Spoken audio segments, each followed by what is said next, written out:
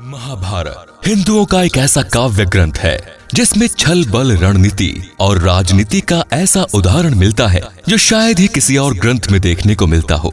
कौरवों और पांडवों के बीच वो हीन भावना जिसने एक युद्ध का आगाज किया, उस युद्ध की रणनीति, उस युद्ध के नियम कानून, वो कुरुक्षेत्र का मैदान और वो रथ और तलवारें। महाभारत का एक एक श्लोक अपने आप में 100 कहानियां कहता है। वो कहानियां जो इस संसार में सदियों से कही जा रही है और सदियों तक कही जाती रहेंगी। वो कहानियां जिनका एक एक भाग जीवन का आधार है तो दूसरी कहानी जीवन जीने की कला को परिभाषित करती है। भगवान श्री कृष्ण के एक इशारे पर खत्म होने वाला ये युद्ध फिर भी चलता रहता है, क्योंकि भगवान श्री कृष्ण ये साबित करना चाहते थे कि जीवन में कितनी भी बाधाएं आ जाए फिर भी मनुष्य को धर्म कर मार्ग नहीं छोड़ना चाहिए। और संघर्ष किसे कहते हैं ये हर मनुष्य जान सके। कुरुक्षेत्र का मैदान जो दिन भर रणभूमि बना रहता था लेकिन शाम ढलते ही शांत हो जाता था। नियमों के पालन का कोई उदाहरण शायद ही कुरुक्षेत्र से बेहतर होगा।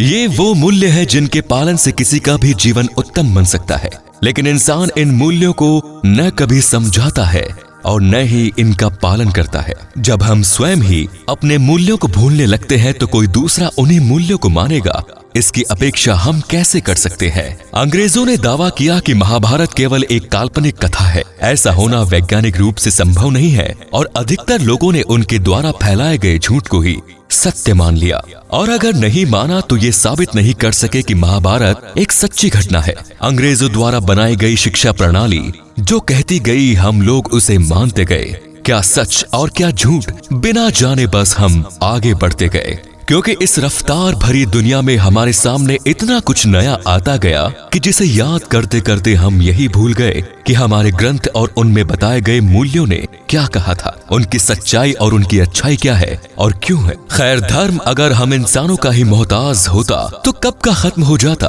विज्ञान के बढ़ाते हुए इस वर्चस्व के आगे धर्म को हर बार परीक्षा देनी पड़ती है। कोई पूछता है कि भगवान है कि नहीं, तो किसी का मन इस बात में उलझा रहता है कि जब रामायण और महाभारत जैसे काल अगर मनुष्य द्वारा ही रचित हैं, तो क्या सच में ये वास्तविक घटना है या फिर काल्पनिक। नमस्कार दोस्तों, हिंदू नेशन के इस नए एपिसोड में आप सभी का स्वागत है। साइंटिफिक एनालिसिस के इस नई सीरीज में आज हम बात करने जा रहे हैं महाभारत के बारे में, जिसे अब तक दुनिया एक काल्पनिक ग्रंथ मानती है। लेकिन पिछले दिनों कुरुक्षेत्र के ही उस मैदान में जो कुछ मिला उसने ये साबित कर दिया कि महाभारत काल्पनिक नहीं बल्कि वास्तविक है, जिसमें कौरवों और पांडवों ने युद्ध किया था। कुरुक्षेत्र से महज 100 किलोमीटर की दूरी पर बसा एक शहर जो आज बागपत के नाम से जाना जाता है।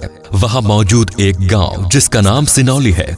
पिछले दिनों चर्चा में आया इस गांव के लोगों को जब ये आभास हुआ कि उनके गांव की एक जगह की जमीन असाधारण रूप से ऊपर उठ रही है, तो उन्हें इस बात का आश्चर्य हुआ कि आखिर ऐसा कैसे हो रहा है।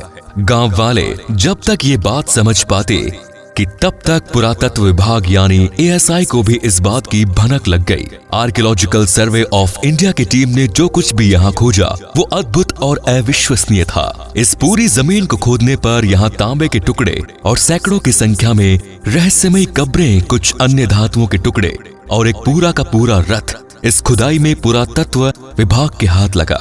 कई दशकों से ऐसी अनगिनत खोजें कर चुका भारतीय पुरातत्व विभाग भी इतना हैरान नहीं हुआ था जितना कि उसे सिनौली गांव के इस खोज ने कर लिया।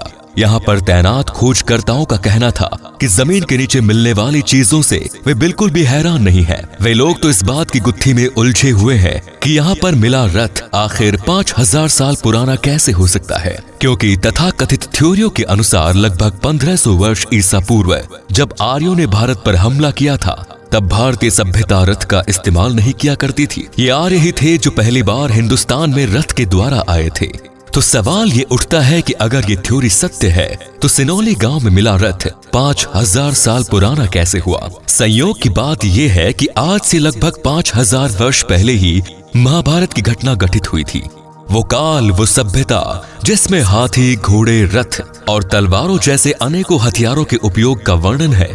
तो क्या ये रथ कहीं महाभारत काल का ही कोई अवशेष ही तो नहीं है जो आज तथ्य के स्वरूप में मनुष्य के हाथ लगा है।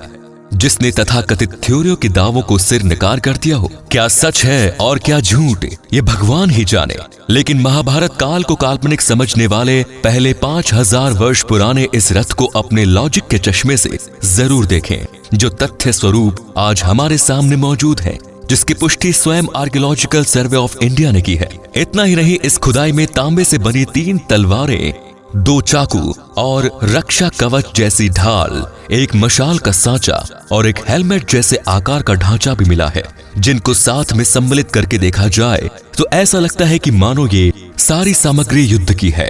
हैरानी की बात यह भी है कि इन सभी चीजों के साथ कई कंकाल भी मिले हैं, जो मोटे तौर पर इन्हीं सभी चीजों से संबंधित बताए जा रहे हैं। इस खुदाई में मिलने वाले अवशेष महाभारत से संबंध रखते हैं। इसका एक और तर्क ये भी है कि दुनिया की सबसे विकसित सभ्यता मानी जाने वाली हड़प्पा सभ्यता में मिले अवशेषों में तांबे से बनी कुछ चीजें तो मिलती हैं, लेकिन तांबे से बने एक समूची तलवार कभी भी हड़प्पा सभ्यता के अवशेष में नहीं मिली। वहीं दूसरी तरफ वैज्ञानिकों का दावा है कि किसी भी सभ्यता द्वारा इस्तेमाल किया गया पहला धातु तांबा ही था।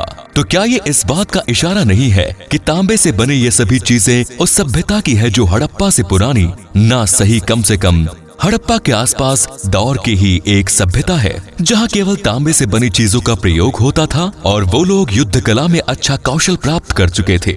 ये पहली बार भी नहीं था जब सिनौली गांव में ऐसा कुछ मिला हो, बल्कि इससे पहले साल 2005 में भी इसी जगह से थोड़ी दूर पर ही बड़ी संख्या में कंकालों को निकाला जा चुका है, जिनके साथ कुछ ऐसी ही सामग्रियां मिली थी। इन सभी चीजों की कार्बन डेटिंग रिपोर्ट बताती है कि ये सभी वस्तुएं 5000 साल से भी ज्यादा पुरानी है, जिस समय महाभारत की घटना हुई थी। कई विद्वानों का ये भी मानना है कि ये सभी कंकाल उन्हीं योद्धाओं के हैं जो महाभारत में लड़ते हुए वीरगति को प्राप्त हुए थे। रहा सवाल भौगोलिक दृष्टि का, तो बागपत और कुरुक्षेत्र की दूरी महज 100 किलोमीटर के आसपास है, जो उस दौर में 2 बड़े केंद्रों की दूरी जितना हुआ करती थी। ऊपर से महाभारत में बागपत का वर्णन कुछ इस प्रकार भी है कि ये वही जगह है जहां पांडवों को मरवाने के लिए कौरवों ने षड्यंत्र रचा था। ये सभी वर्णन और ये सभी खोजें इस बात को साबित करती है कि बागपत में इन अवशेषों का मिलना महाभारत से जुड़ा ही कोई संकेत है, जो अब तक हमसे छुपा हुआ था। इसकी डीप स्टडी करने पर हमें महाभारत से जुड़े और भी तथ्यों की तरफ ले जाएंगे, और एक दिन ऐसा आएगा कि जब महाभारत की वास्तविकता का प्रमाण मूल रूप से दुनिया के सामने होगा। तो दोस्तों, हिंदू धर्म की तथ्यों और घटनाओं की वैज्ञानिक दृष्टि से जानने के लिए बने रहिए हिंदू नेशन के साथ। ये वीडियो अगर आपको पसंद आई तो लाइक और शेयर जरूर करें। मैं आपका दोस्त आपसे विदा लेता हूँ, फिर मिलेंगे एक और ऐसी वीडियो के साथ। धन्यवाद।